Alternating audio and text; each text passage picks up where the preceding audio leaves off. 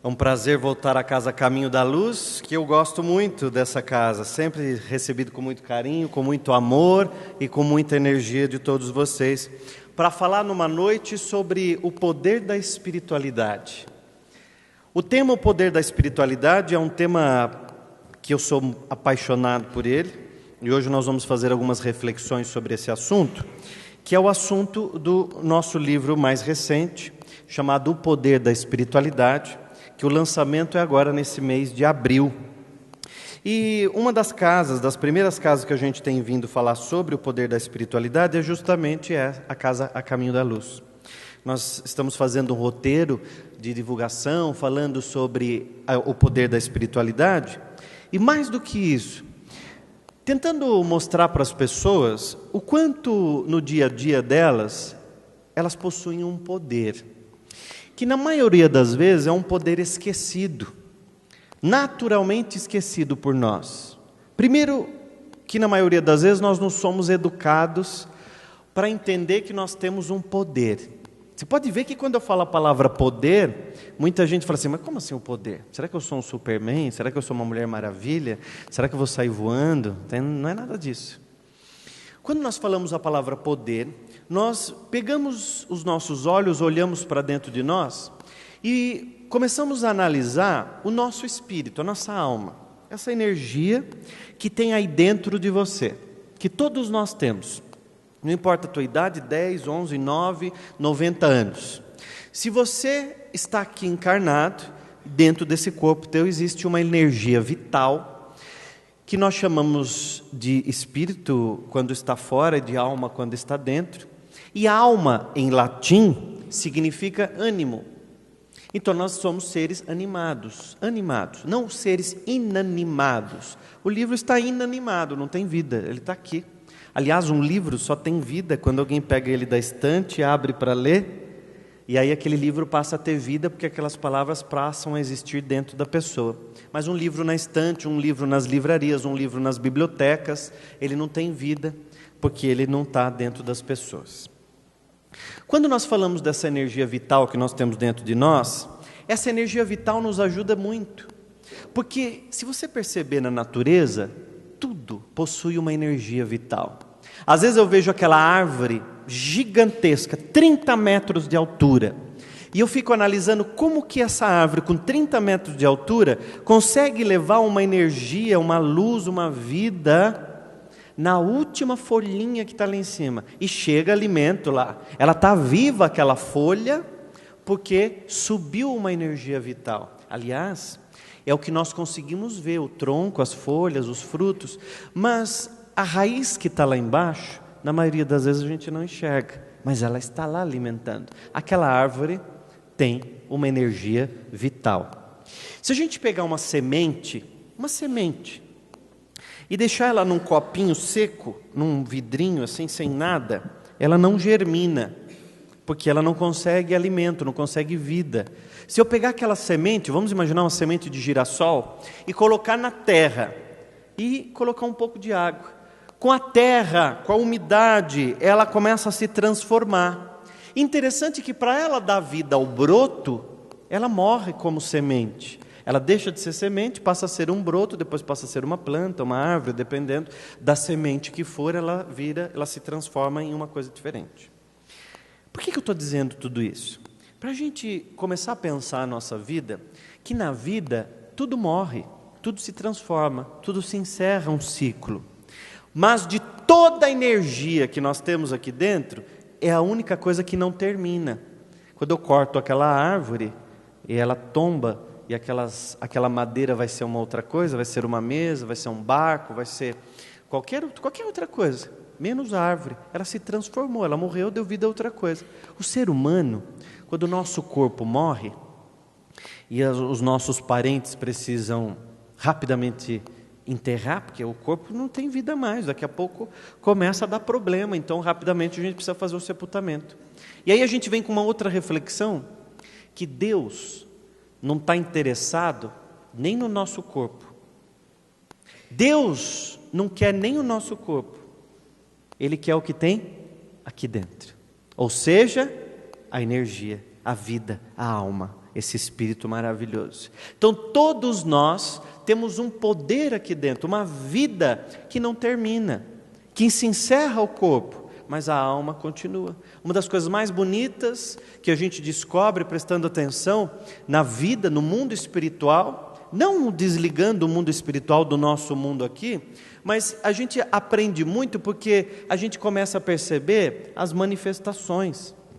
Pintura mediúnica, quadros, né, lindos, que são as pinturas mediúnicas, as psicografias, tudo provando o quanto a vida continua após a morte.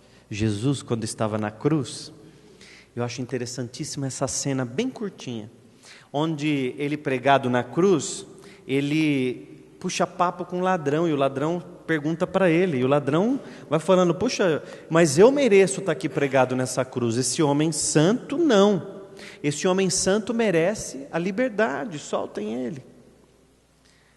Jesus então puxa papo com aquele ladrão, e o ladrão diz assim, mestre, não se esqueça de mim, quando o senhor estiver lá no céu, no mundo espiritual, não sei como ele falou, mas ele disse mais ou menos com esse sentido. E Jesus então diz assim, se você se arrepender, daqui a pouco nós estaremos juntos. Gente, que é prova maior da eternidade da alma, de que aquele corpo, Jesus tinha essa noção, de que aquela casca, aquele corpo encerraria, e Jesus foi brutalmente assassinado, porque mataram Jesus aos 33 anos, Jesus foi assassinado, brutalmente assassinado, uma das mortes mais terríveis do mundo, que é a morte por crucificação, e que além de ser crucificado e sentir muita dor, um dos objetivos da morte por crucificação era humilhar as pessoas que estavam pregadas na cruz.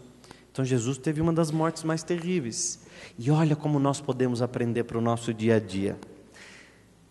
Nem no momento mais difícil, de dor, de humilhação, do fim e do encerramento ali daquele corpo físico, Jesus desiste da sua missão.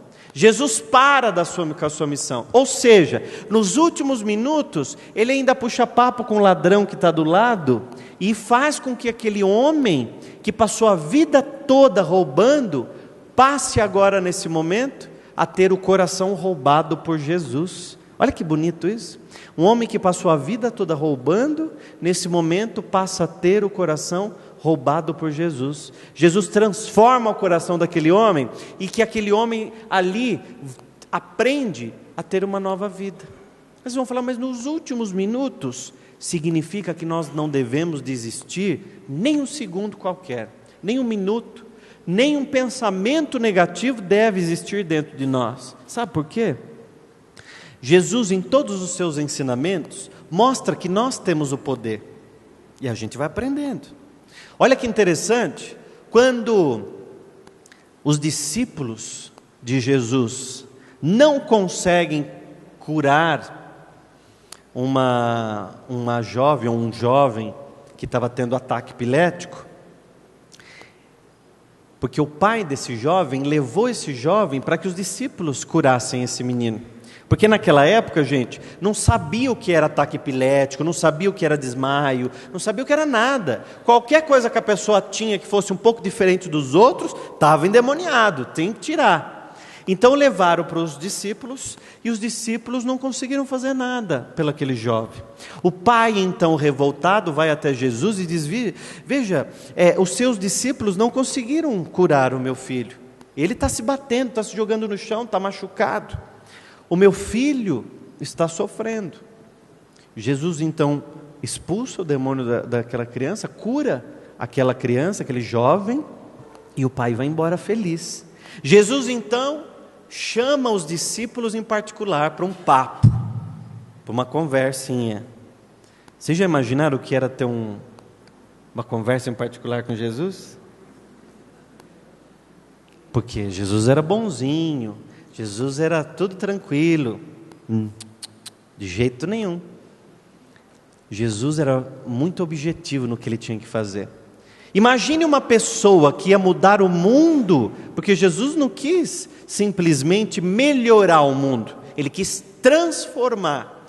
A única pessoa que conseguiu mudar o mundo, fazer um marco na história da humanidade, foi Jesus.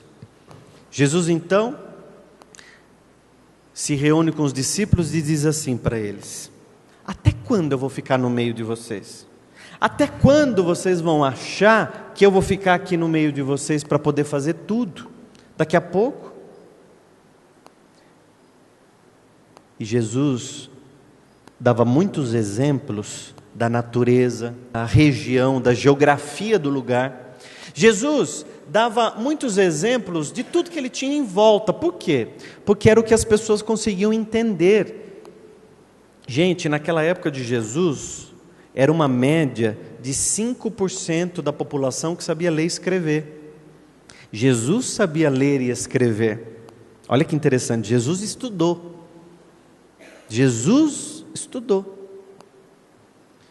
Significa que nós temos que estudar, a gente precisa preparar, a gente precisa se preparar, a gente precisa melhorar. Nunca é tarde para voltar a estudar. Não sei porque me deu vontade de falar isso agora, mas deve ter alguém precisando ouvir. Aí, Jesus pega os exemplos todos do que tem à sua volta. E aí Jesus diz assim: vocês estão vendo essas montanhas que estão aqui? Se vocês tiverem fé como um grão de mostarda, vocês conseguem mover uma montanha. Vocês vão dizer: mova-se, as montanhas se moverão. Quando eu era pequeno, eu ia na igreja, porque meus pais eram evangélicos, eu ia na igreja para perturbar todo mundo, para ficar perguntando as coisas. Aí eu perguntava isso, perguntava aquilo, perguntava aquilo. Aí eu falava assim: mas como que Jesus... Aí eu ficava... Sabe quando você é criança, você fica sonhando, né? Aí eu ficava imaginando uma montanha voando de um lugar para o outro. E eu cresci com aquilo na cabeça. Me transformei em espírita. Na verdade, o rótulo não importa. O rótulo espírita, católico, evangélico, budista, candomblé, seixonoê. O rótulo são paixões humanas, que nós humanos inventamos. Hoje, sou espírita porque o espiritismo me faz bem, completa a minha alma, me deu resultado para as coisas que eu pesquisava. Eu passei a entender a mim, ao mundo que eu pertenço agora. Eu passei a acreditar mais na prosperidade, na abundância, no poder da minha alma. Estudando, pesquisando. E te consegui respostas para o que eu buscava. E aí depois crescendo e pesquisando, estudando, principalmente a vida de Jesus, eu pude perceber que Jesus queria dizer para os seus discípulos que se eles acreditassem, se eles tivessem fé do tamanho de um grão, ou seja, o grão de mostarda é um dos menores grãos do mundo, se não o menor. Se eu tiver fé daquele tamanhozinho, eu consigo mover uma montanha. Imagine então, gente, se a gente tiver uma fé, uma força poderosa. E qual é o poder que nós estamos falando? É o poder da fé. É a gente acreditar no que vai fazer, é acreditar na transformação da nossa vida. Então Jesus, há mais de 2015 anos, explicava para as pessoas que elas tinham um poder. Hoje, mais de 2000 anos depois, nós ainda estamos aprendendo que a gente tem força, que a gente tem fé. Todo mundo aqui tem luz, basta acender o interruptor, porque tem gente que tem luz, mas está com o interruptor apagado. Aí vai na casa espírita, põe o nome para prece, toma passe, faz tratamento, vem toda semana, faz tudo. E mais a minha vida, William, a minha vida não muda, eu venho, tem 3 meses, e a pessoa fala com uma força para mim, tem 3 meses, está 30 anos fazendo coisa errada, aí em 3 meses ela quer resolver a vida dela toda, sem mudar os hábitos são os mesmos, não vamos nem falar isso, mas aí tem 30 anos, estou falando 30 para ser bonzinho, mas às vezes é mais, e aí ela vem na casa espírita quando não tem jeito mais, e ela quer resolver tudo. Aí ela me encontra e fala, tem 3 meses que eu venho na casa espírita fazer um tratamento, e nada resolve, nada para mim flui, meu relacionamento está indo por água abaixo, nada para mim dá certo, a minha empresa está falindo, meus filhos na escola estão brigando, eu brigo em casa com meu marido, eu não dou certo com meu namorado, e aí vai indo uma lista de problemas. Quando a gente faz uma viagem para dentro de nós, a gente começa a perceber que ninguém, em nenhum lugar no mundo, isso serve para quem está aqui, para quem está acompanhando pela internet, isso serve para todos nós, porque ninguém no mundo, em lugar nenhum no mundo, resolve o seu problema se você não se resolver antes. Se você não resolver o que está aí dentro de você. Ninguém. Você pode passar a vida toda tomando uma caixa d'água de água fluidificada. Pode tomar banho com ela. Ou água benta, o que você quiser. Banho de pipoca. Olha que eu acho que tem gente aqui que já foi em tudo quanto é lugar. Falou que lá vai resolver você, você está lá. Paga uma fortuna. Mas depois não deu certo. Não flui. Aliás, está pior. Por quê? Você tira o seu poder e põe nas mãos dos outros. Eu vejo lá na Rádio Boa Nova, nós temos um programa diário. Todas as manhãs, das 6 às 8 da manhã.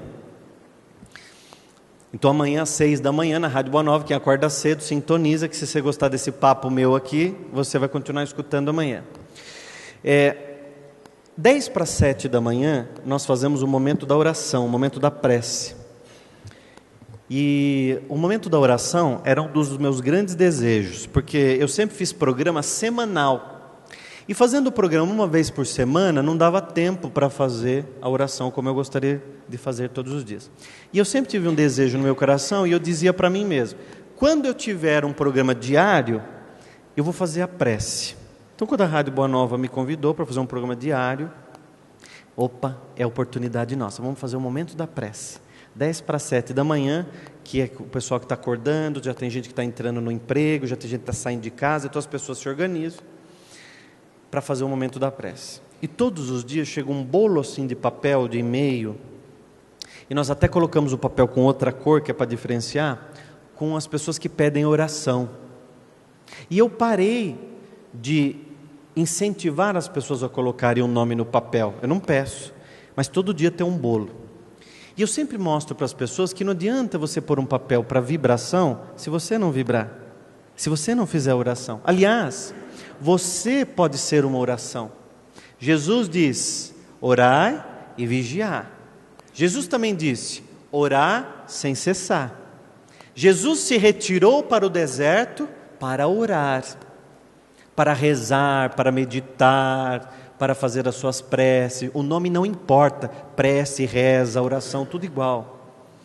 Então, Jesus se retirou para fazer as suas orações, e ele se concentrou com ele, e se conectou à espiritualidade, ao seu Pai, enfim, e ele precisou orar.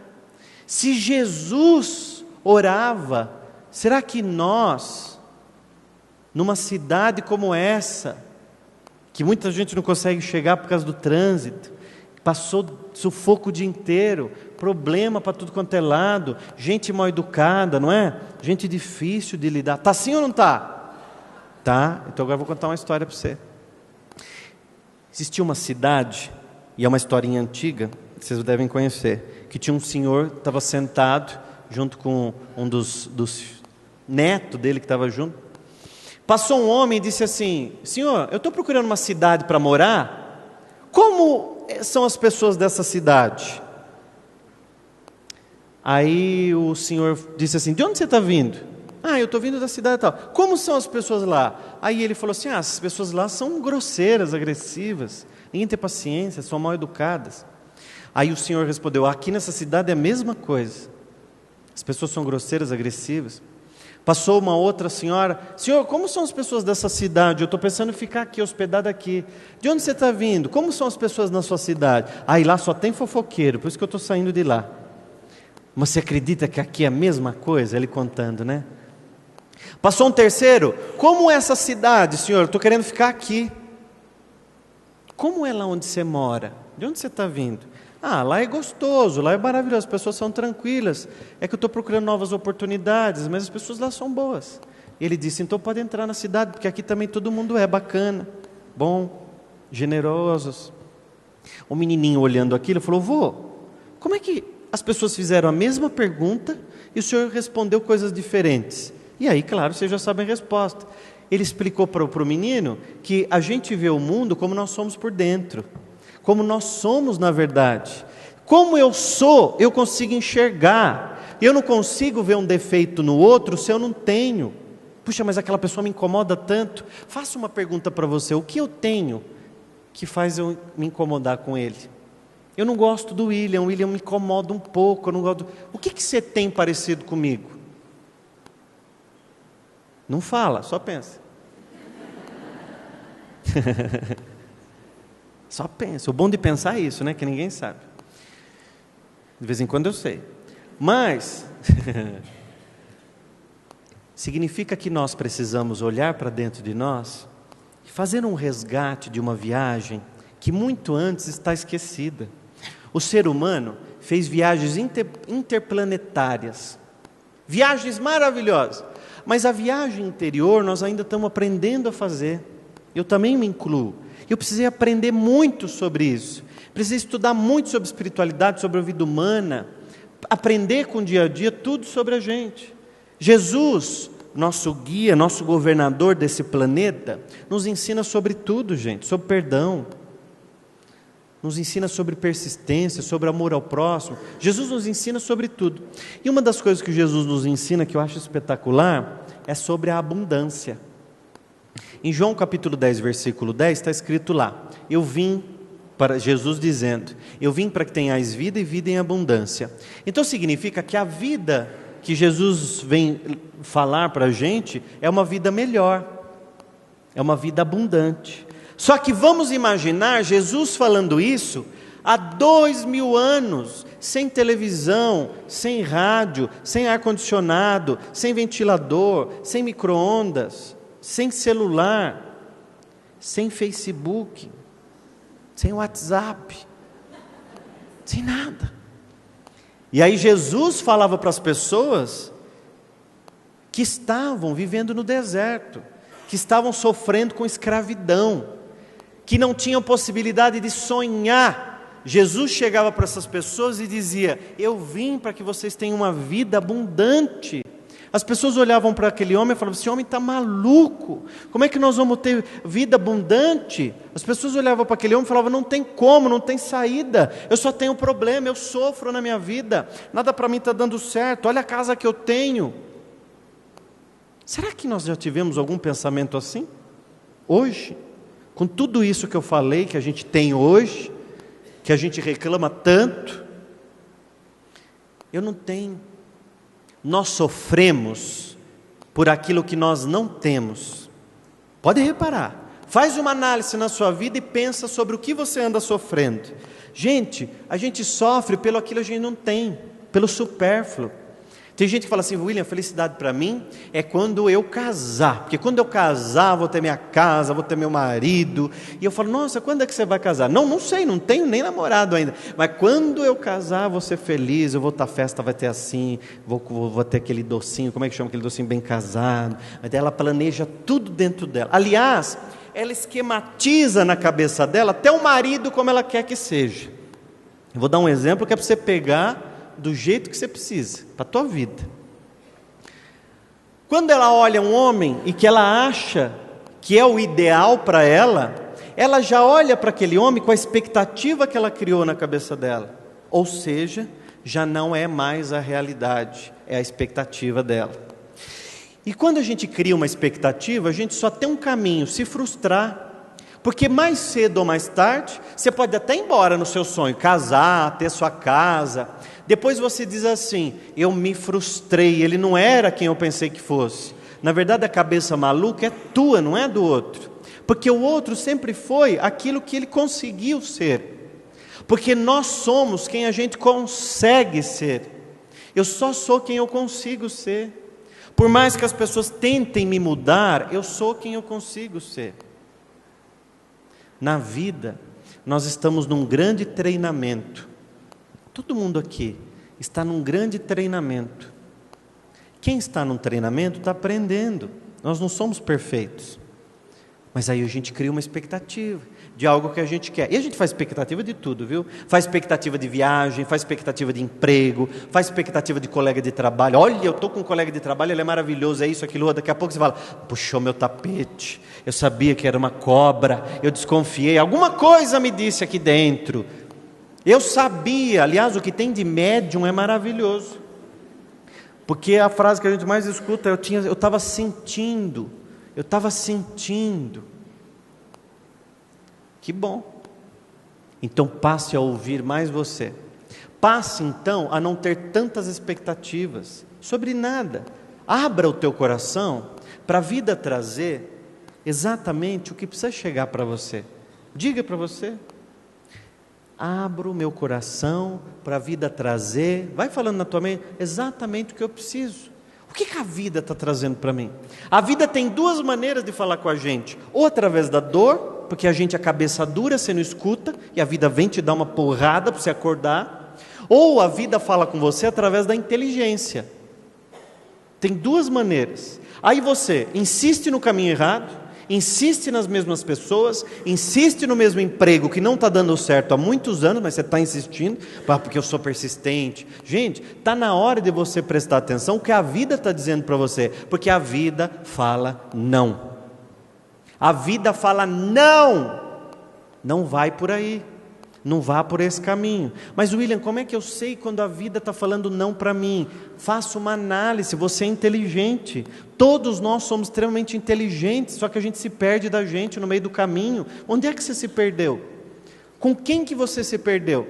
Com quem no teu caminho, na tua vida, na tua história, que você deixou o melhor pedaço de você lá? A tua autoestima, a tua alegria. Você não é mais alegre como você era? Você deixou tua alegria com os outros? Eu não sou mais alegre desde quando ele fez aquilo comigo.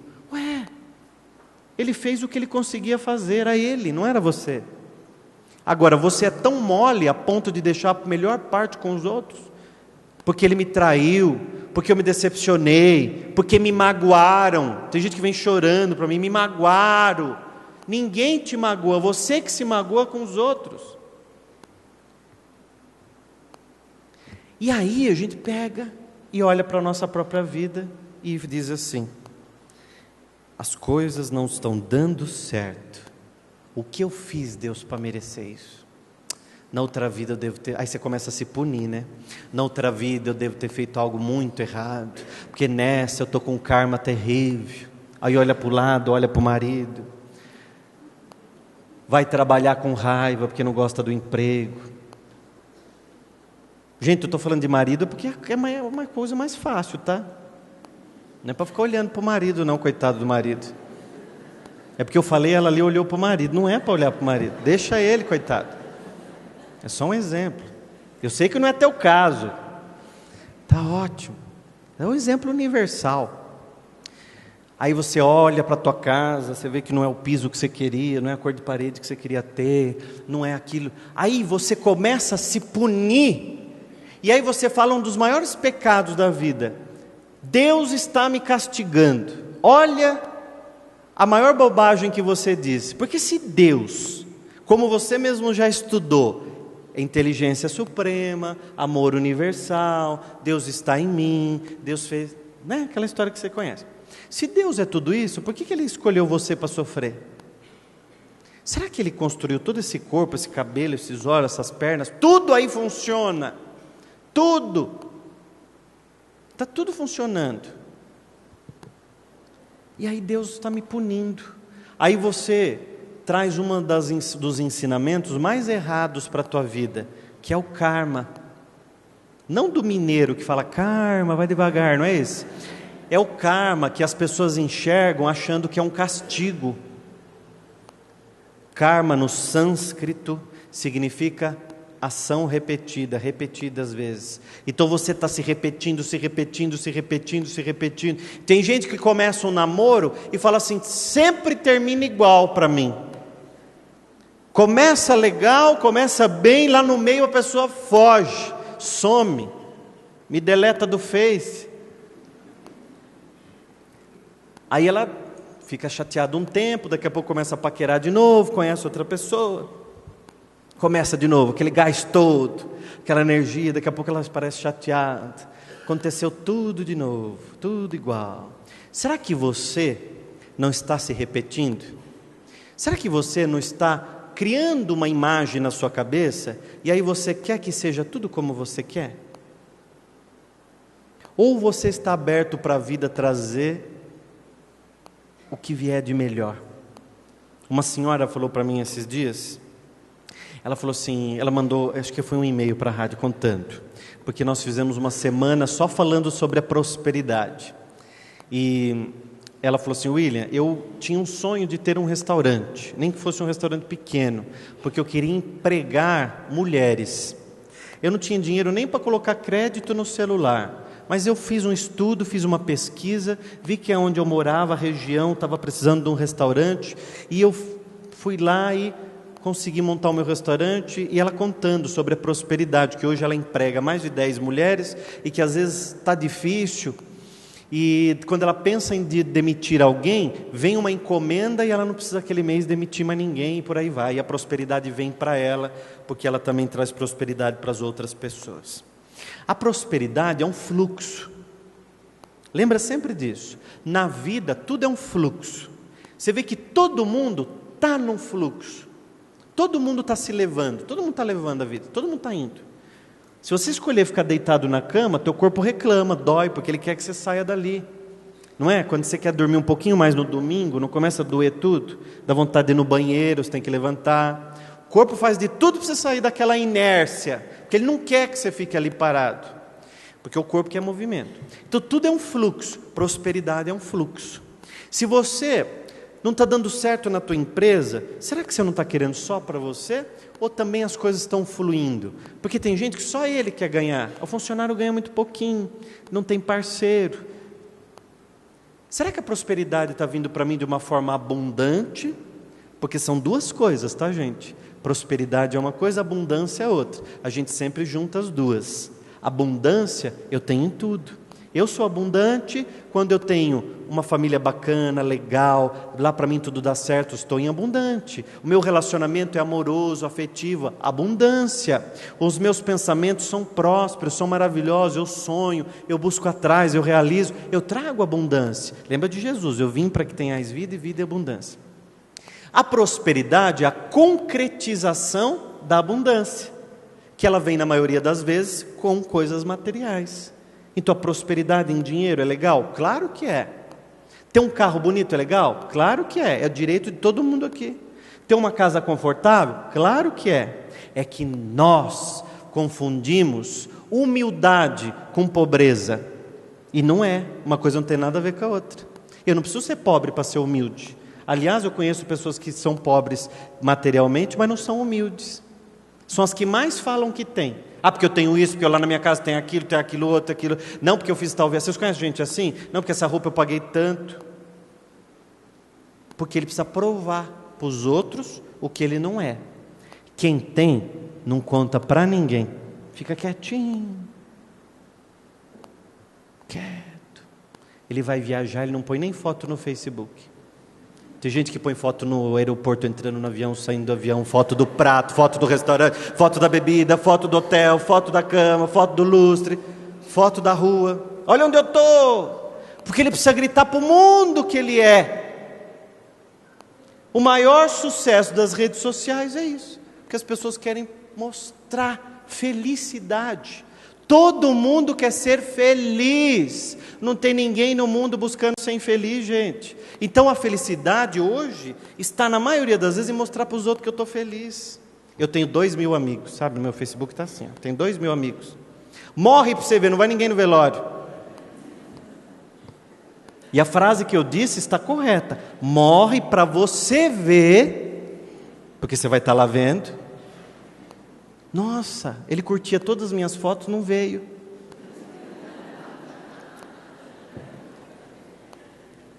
Porque amigo se conta na palma de uma mão, no máximo 2.